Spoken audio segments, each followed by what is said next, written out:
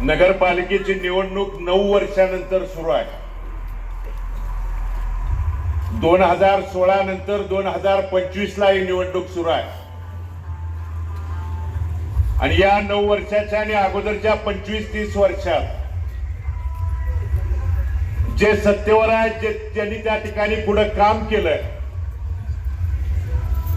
त्यांनी येऊन या भागासाठी, इथल्या नागरिकांच्यासाठी काय केलं, कोणत्या समस्या सोडवल्या, हे खऱ्या अर्थानं सांगायला पाहिजे. परंतु ते कधी माझ्यावरती वैयक्तिक पातळीवरती बोलताय, कधी हयात नसणाऱ्या माझ्या वडिलांच्या वरती बोलताय, कधी उमेदवार म्हणून आमच्या आदित्यदादांच्या वरती बोलताय. पण वैयक्तिक पातळीची टीका टिप्पणी करायची बंधू ही निवडणूक नाही. आम्ही त्यांना वेळोवेळी सांगतोय की आज या पंढरपूर शहरातला तमाम नागरिक आज धुळीमुळे त्रस्त आहे. या कुठल्याही प्रभागात जावा, गल्लीत जावा, भागात जावा, धुळीमुळे जे आमच्या लहान मुला मुलींच्या वरती, आरोग्यावरती जो होणारा परिणाम आहे, आमच्या भागातल्या नागरिकांच्या वरती, वयस्कर मंडळींच्या वरती श्वसनाचे जे होणारे त्रास आहेत, या त्रासावरती, आजारावरती तुम्ही बोलायला तयार नाही. कोणत्याही भागात जावा, आज रस्त्याची जर परिस्थिती बघितली तर गुडघ्या एवढे खड्डे आहेत. तुम्ही खड्ड्यावरती त्या ठिकाणी बोलायला तयार नाही. मग तुम्ही खड्ड्यावरती जर बोलायला तयार नसाल तर याच प्रभागातले जे निवडून गेलेले गेल्या पंचवार्षिकचे उमेदवार जे स्वतः ठेकेदार आहे म्हणून कबूल करतात, मग जर तुमचे ठेकेदार नगरसेवक असतील तर तुमच्या प्रभागातल्या, गल्लीबोळातल्या भागातले रस्ते कशा पद्धतीनं, चांगल्या पद्धतीनं करू शकतात का, ही विचार करायला लावणारी उद्याची निवडणूक आहे. मग टक्केवारी, मक्तेदारी, ठेकेदारी जर तुम्ही निवडून देणारा प्रभागाचा नगरसेवक, सेवक म्हणून काम करायला पाहिजे, तोच जर ठेकेदार आणि टक्केवारी घेत बसला तर तुमच्या भागाच्या समस्या सुटणार आहेत का, हे तपासणारी उद्याची निवडणूक आहे. त्या सत्ताधाऱ्यांनी खऱ्या अर्थानं आमच्या पिण्याच्या पाण्यावरती बोलायला पाहिजे होतं. आज या शहरातल्या प्रत्येक भागात महिला मिश्रित, त्या ठिकाणी विष्ठा मिश्रित पाणी आम्हाला पिण्यासाठी दिलं जातं. कितीतरी भागातल्या नागरिकांनी पाण्यात आळ्या सापडलेल्या बाटल्यामध्ये घेऊन नगरपालिकेवरती त्या ठिकाणी आरोप किंवा नगरपालिकेवरती आंदोलन करणं केल्याचं आपण बघितलं. पण या नगरपालिकेच्या प्रशासनामध्ये जरा देखील बदल त्या ठिकाणी झाला नाही. आमच्या नगरपालिकेच्या शाळेची परिस्थिती तुम्ही सांगायला पाहिजे होती. काय परिस्थिती आहे? वर्षानुवर्ष ज्या तुमच्याकडे 40 वर्ष सत्ता आहे, नगरपालिकेच्या शाळांची दुरवस्था तुम्ही जाणून बुजून दुर्लक्ष करताय का? तर नगरपालिकेच्या शाळा चांगल्या झाल्या, चांगली आमच्या सर्वसामान्य नागरिकांची मुलं मुली शिकल्या तर तुमची कर्मयोगी शाळा कशी चालणार, ही तुम्हाला त्या ठिकाणी भीती आहे. आणि म्हणून आपली शाळा चालण्यासाठी आमच्या सार्वजनिक शाळा बंद पडण्याचं पाप गेल्या अनेक वर्षापासून त्या ठिकाणी राजरोसपणे सुरू आहे. ते बंद करणारी उद्याची बंधू ही निवडणूक आहे. या भागात, इथल्या या प्रभागात गेल्या वेळी आदित्यदादांना त्या ठिकाणी इथल्या नागरिकांनी षडयंत्रानं, कुरघोड्यानं त्या ठिकाणी पराभूत जरी केलं तर या आमच्या दादांनी कधी इथल्या कुठल्याही नागरिकांनी हाक मारल्यानंतर, आवाज उठवल्यानंतर त्यांच्यापर्यंत 5-9 वर्ष धावून जाण्याची भूमिका त्या ठिकाणी पार पाडली. मात्र दुसरे ठेकेदार आणि मक्तेदार जे लोक आहेत, 2021 नंतर तर मी भागाभागात ज्यावेळी जातो त्यावेळी नागरिक सांगितलं की आम्ही एखादी मग ड्रेनेजची अडचण घेऊन गेल्यानंतर, रस्त्याची अडचण, पिण्याच्या पाण्याची अडचण सांगितल्यानंतर आमचा कार्यकाळ संपलाय म्हणून त्या ठिकाणी काही मंडळींनी सांगितलं. मग उद्या 2 तारखेचं मतदान मागत असताना तुमचा कायमचा कार्यकाळ संपलाय सांगण्याची उद्याची 2 तारखेची निवडणूक आहे आणि ती पार पाडावी ही विनंती करण्यासाठी बंधू आम्ही तुमच्या समोर उपस्थित आहे. उलट आमच्यावरती आरोप तुम्ही करताय, प्रिन्स चार्ल्स माझ्यावरती आरोप करताय. काय आरोप करताय? की मुद्द्यावरून डायव्हर्ट करून मुद्द्यावरती तुम्ही त्या ठिकाणी प्रिन्स चार्ल्स पण आहेत आणि जनरल डायर पण आहे. कशा पद्धतीनं गोरगरिबांच्या वरती सत्तेचा वापर करून तुम्ही फक्त भूखंड जागा हडपण्याचं तुम्ही त्या ठिकाणी काम केलं. आणि समोरचा नगराध्यक्ष पदाच्या उमेदवाराचे पतीचं भाषण तुम्ही बघा. अरे गुंडशाही दंडेलशाहीची तुम्ही भूमिका गेल्या 20-25 वर्षात पाय काढू हात काढू म्हणणारे आज पाय धरतायत, हाताला हात धरतायत का? इतके कारण ही लोकशाहीचे त्या ठिकाणी जिवंतपणाचं लक्षण आहे.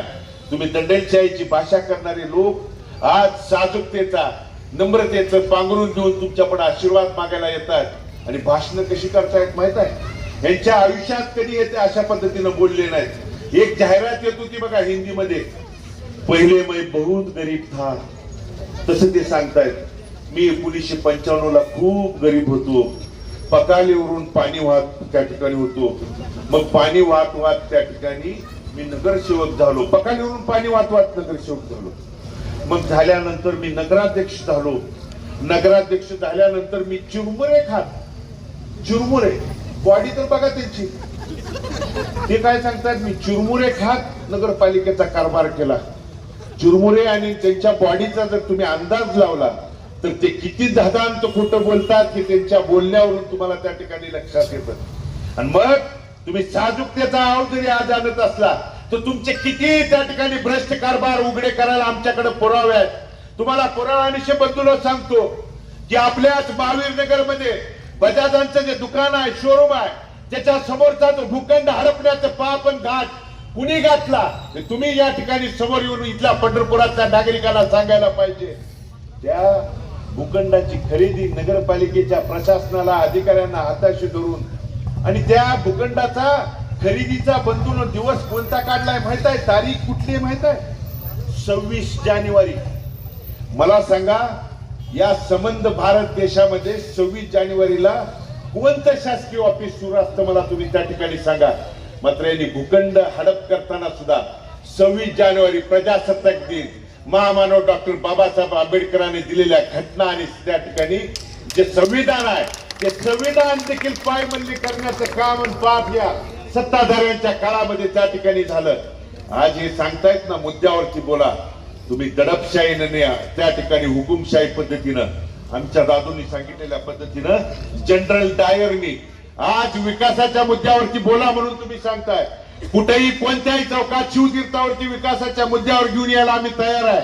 तुम्ही सोन्याचा चमचा घेऊन जन्माला आला म्हणून सांगताय.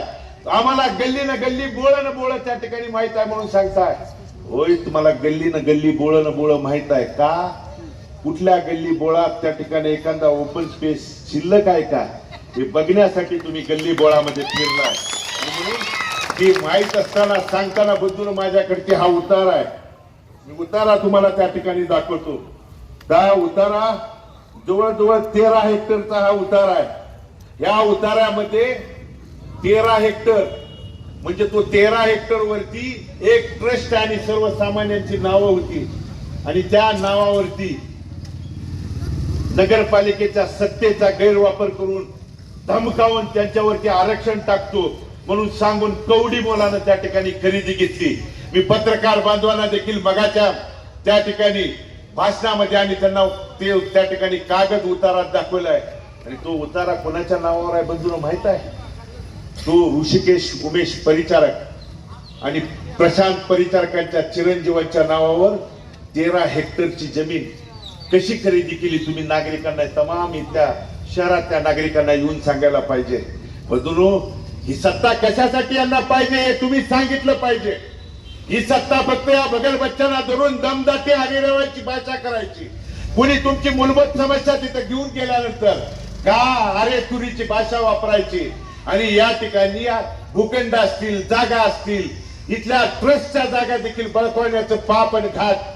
आणि ज्या प्रभू श्रीरामाचं नाव तुम्ही त्या ठिकाणी सांगता, ज्या प्रभू श्रीरामाच्या नावानं असणारी ट्रस्ट आहे त्या ठिकाणी घाटावरती ती ट्रस्ट आहे श्रीरामाची.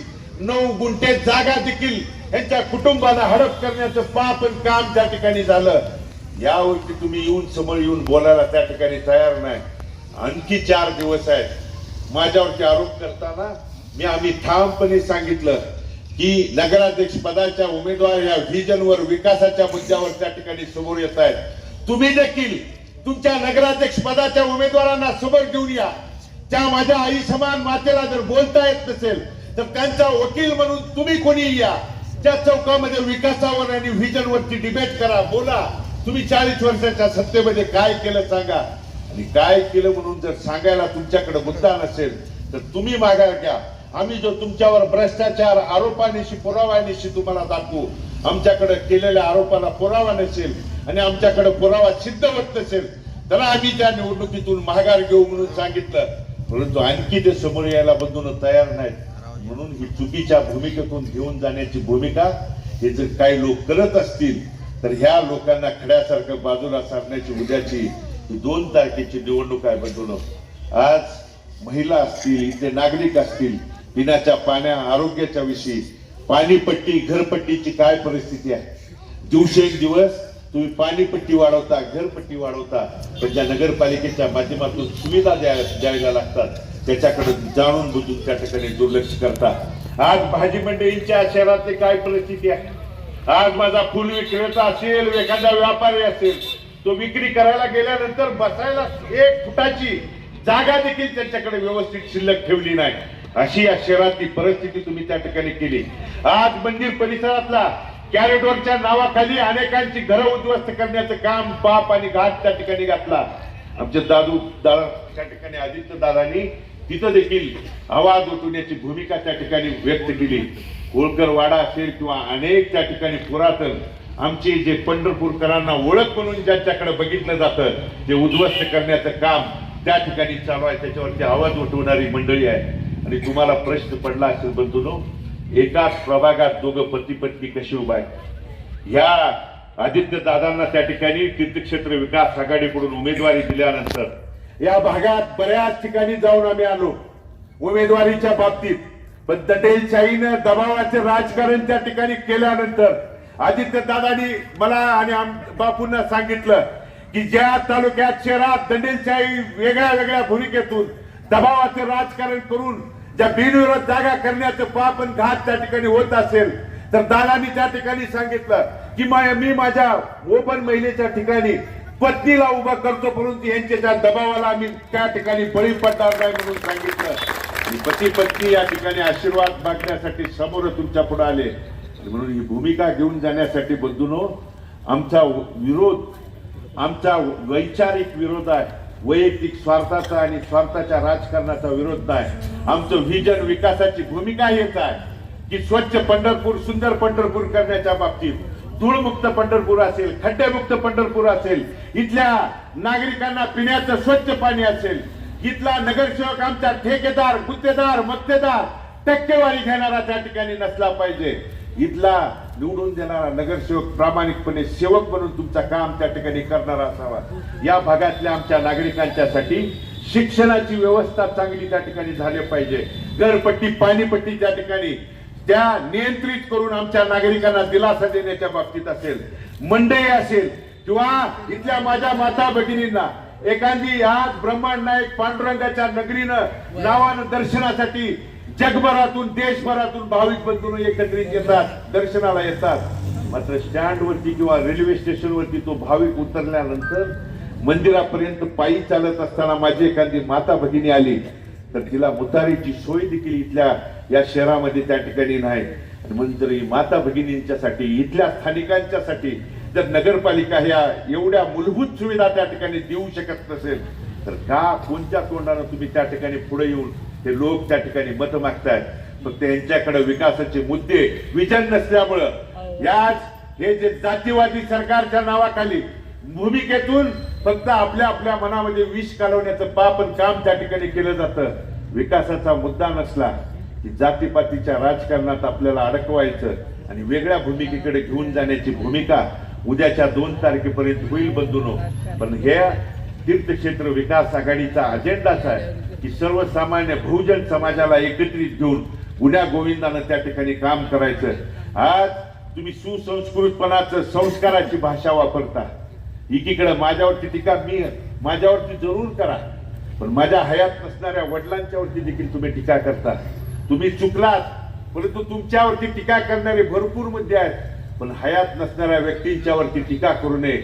माझ्या आई वडिलांचे, माझ्या कुटुंबाचे माझ्यावरती संस्कार आहेत, त्यामुळे आम्ही, तुम्ही जरी बोलला तरी आम्ही हयात नसणाऱ्या व्यक्तीवरती शब्द देखील काढणार नाही.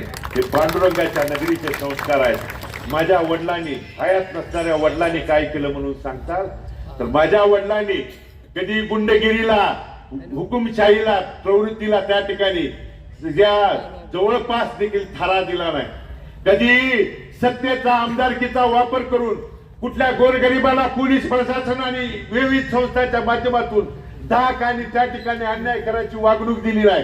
नगरपालिकेच्या 2.5 वर्षाच्या काळामध्ये कधी सत्तेचा वापर करून त्या ठिकाणी आरक्षणाच्या नावाखाली कधी कुणाला दमदाटीची भाषा त्या ठिकाणी माझ्या वडिलांनी कधी केली नाही. बहुजन समाज गुन्ह्या गोविंदानं नांदण्यासाठी, एकत्रित घेऊन जाण्यासाठी महापुरुषांचे, मग महामानव डॉक्टर बाबासाहेब आंबेडकरांच्या पुतळ्याचं सुशोभीकरण तीर्थक्षेत्र विकास आघाडीतून झालं. ज्या क्रांतीसूर्य महात्मा ज्योतिबा फुले, क्रांतीज्योती सावित्रीबाई फुले असतील, ज्यांनी शिक्षणाची गंगा माझ्या मुलामुलापर्यंत, घरात दारापर्यंत, गोरगरिबांच्या झोपडीपर्यंत आणण्याचं काम त्या ठिकाणी केलं. त्या महापुरुषांचा पुतळा व्हावा, प्रेरणा मिळावी म्हणून पुतळा व्हावा म्हणून अनेक वर्षाची मागणी होती. डोळे झाकपणे तुम्ही दुर्लक्ष करत होता. त्यावेळी भारत नानांच्या माध्यमातून, तीर्थक्षेत्र विकास आघाडीच्या माध्यमातून क्रांतीसूर्य महात्मा ज्योतिबा फुलेंचा पुतळा त्या ठिकाणी पूर्णाकृती करण्याचं काम केलं. महामानव बाबासाहेबांचा असेल, त्या ठिकाणी अण्णाभाऊ साठेंच्या पुतळ्याच्या बाबतीत असेल, जिजाऊ साहेबांचा असेल, छत्रपती शिवाजी महाराजांचा असेल, अहिल्याबाई होळकरांच्या पुतळ्याचा असेल.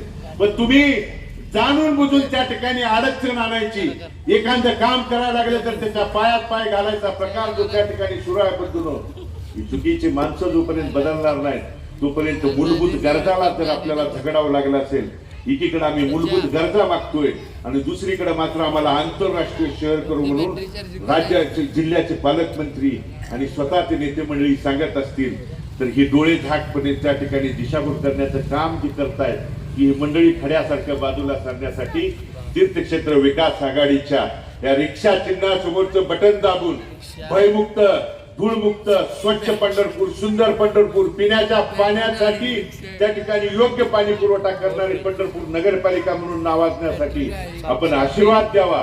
आपण दिलेल्या आशीर्वादाला आम्ही कधीच तीर्थक्षेत्र विकास आघाडीच्या निवडून दिलेले उमेदवार कधी त्या ठिकाणी तीळ मात्र देखील तुमच्या आशीर्वादाला तडा जाऊ देणार नाहीत. एवढंच अभिवचन या निमित्तानं देतो.